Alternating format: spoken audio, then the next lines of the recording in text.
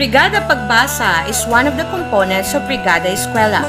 It is an after-school reading program that seeks to enhance the skills of Filipino children who can read and improve their comprehension. The Department of Education came up with this project to continuously promote learning through online platform amidst this pandemic. As a support of Brigada Eskwela 2020 and to promote the Department of Education program Bawat Bata, Bumabasa, with the help and supervision of our school head, Dr. Helen B. Bautista, and with the guidance of our school reading program chairman, Mrs. Conilin M. Relota, the Andres Bonifacio Elementary School would like to present Brigada Pagbasa, Sama-sama, Tulong-tulong sa Pagtataguyod ng Kultura sa Pagbasa. Through this, the Andres Bonifacio Elementary School ensures that all learners are capable and ready enough to face the challenges in reading with the joint efforts of teachers and parents. Reading is one of the important macro skills in English. It helps us discover new things by enabling us to educate ourselves in any area of life we are interested in and to do our own research and thinking. It helps us develop our mind, imagination, and our creative side.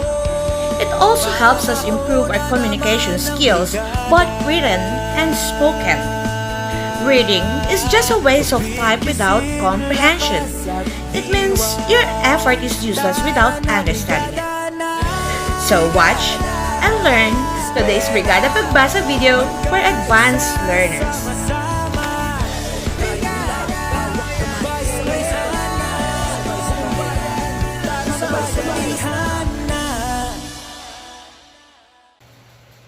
Hello everyone, my name is Teacher Jen Ilustrisimo. In today's Brigada Pagbasa for advanced readers, we will look at the 4 strategies to master the reading comprehension skills. Now, why is this important? Well, imagine if you can't make up words and understand the context, how will you be able to contribute effectively while reading and writing?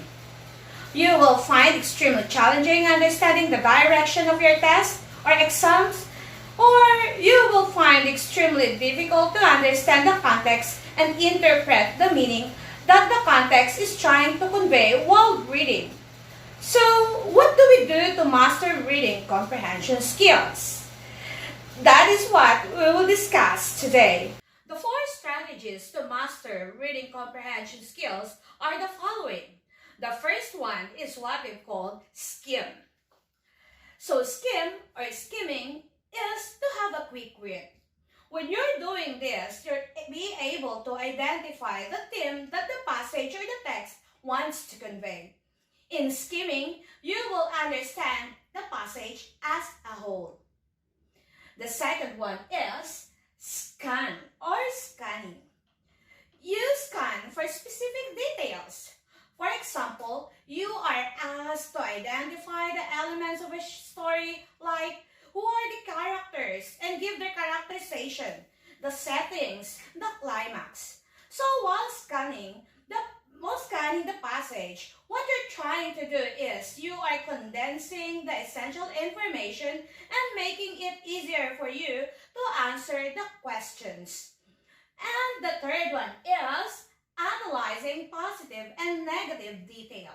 So it means you are reading between the lines. In this, you will encounter questions like, according to the passage, what is true or what is not true? So you need to be familiar with positive and negative details and read between the lines. And the fourth one is expanding your vocabulary.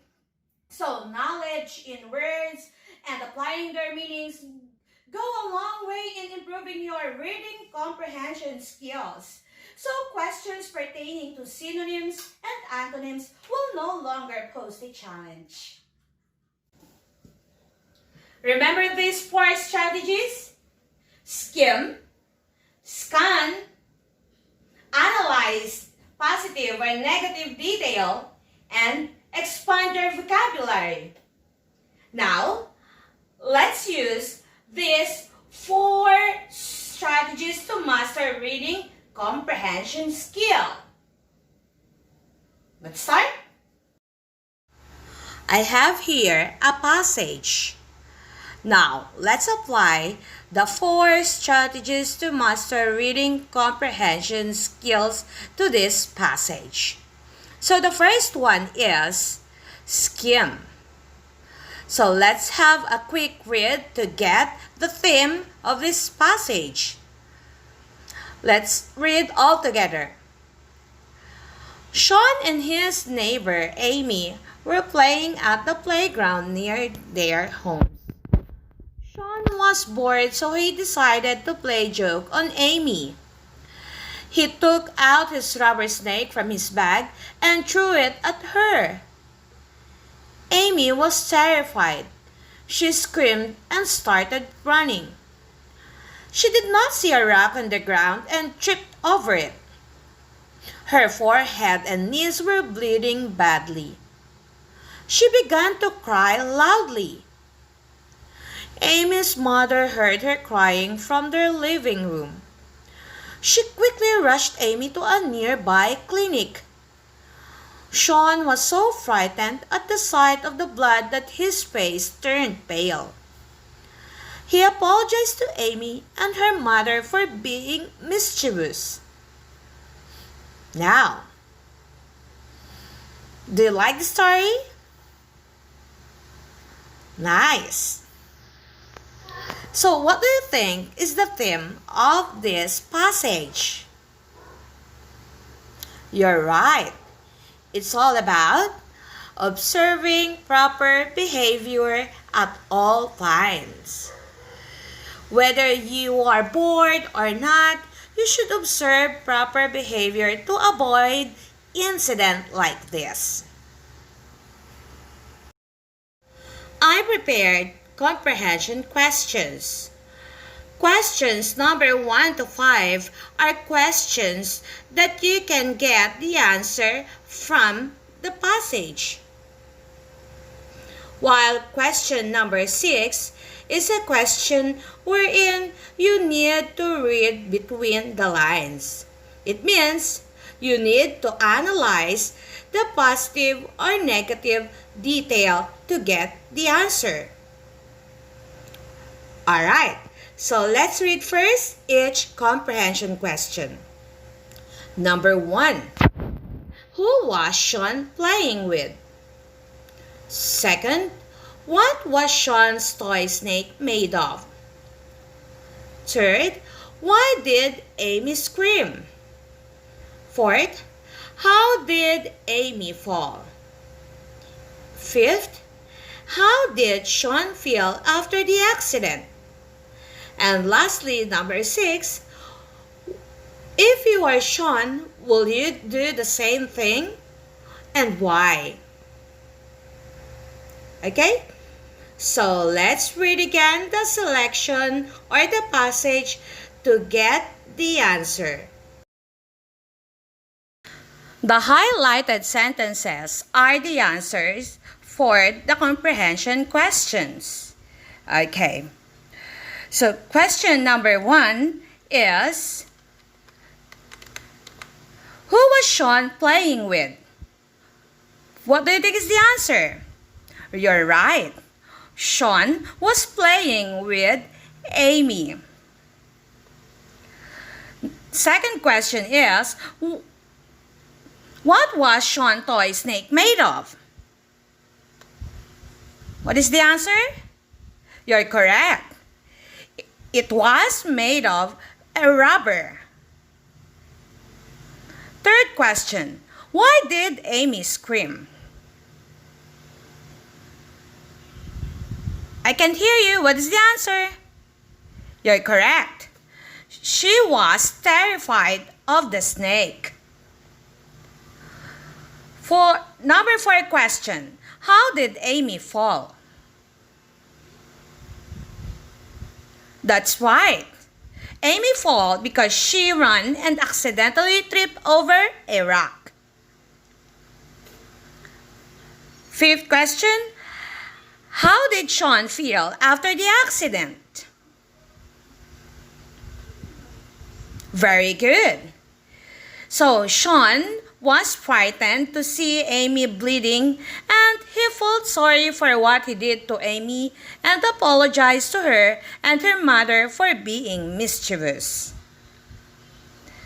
And lastly, the last question, number 6, if you are Sean, will you do the same thing and why? So like what I said, in this question, you need to analyze the positive or negative detail from the passage. So if you are Sean, will do the same thing and why? Yes, correct. Of course not.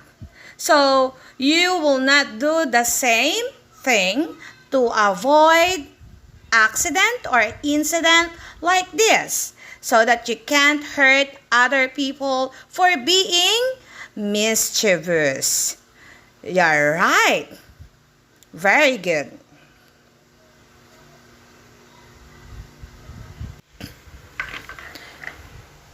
In expanding your vocabulary, you can ask your child if what word from the selection he or she didn't understand, then give the meaning of those words and use it in a sentence. Or you can do also unlocking of difficulties, wherein you use the words which you think your child may didn't know in a sentence and give the meaning of it. Or ask her or him to look for the meaning of words in the dictionary. When you apply these 4 strategies, reading comprehension would be easier. That's all for now. Thank you for watching.